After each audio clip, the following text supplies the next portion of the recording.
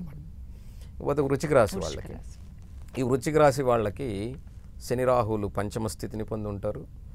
గురువు ఇక్కడ అష్టమ స్థితిని పొందుతాడు.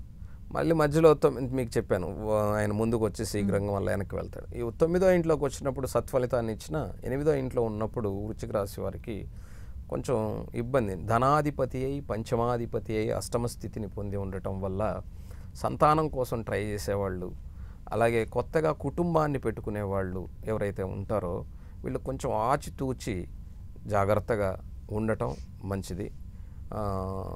ఎందుకంటే ధనాధిపతి అయి కుటుంబాధిపతి అయి అష్టమ స్థితిని పొంది ఉండి అయితే ధనస్థానాన్ని చూస్తూ ఉంటాడు, ఆయన పోగొట్టడు. కాకపోతే ఇబ్బందులు క్రియేట్ చేసేవాళ్ళు ఉంటారు. ఇంట్లోనే మనం బాగుంటే ఓర్వలేని వాళ్ళు ఉంటారు. వాళ్ళు దాని చిన్న చిన్న వాటి అది మనం గమనించుకోగలిగితే వాడు ఓర్వలేకపోతున్నాడులే అని, మనం ఆఖరికి తల్లి కూడా ఓర్వలేకపోవచ్చు. అది బిడ్డ గమనించుకోవాలి. అలాగని చేయగలిగితే, ఇప్పుడు చాలామంది పెద్దవాళ్ళు ఏం చేస్తారంటే ఇంకా ఎప్పుడు పిల్లలు కంటారా అని మొదలెడతారు.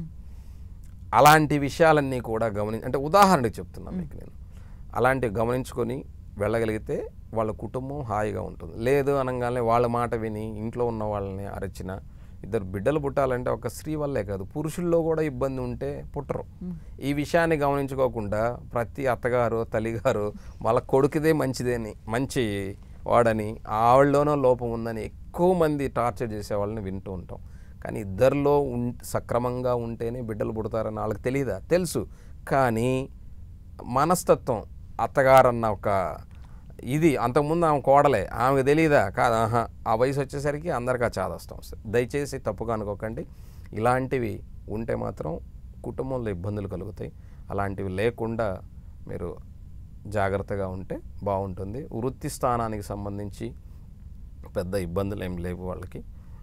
ఉన్న దాంట్లో హాయిగా ముందుకు వెళ్తే బాగుంటుంది. వాళ్ళు మారాలి అలా ఇలా అనుకుంటే పర్సనల్గా వాళ్ళ దాంట్లో ఉందా లేదో చూసుకొని వెళ్తే బాగుంటుంది.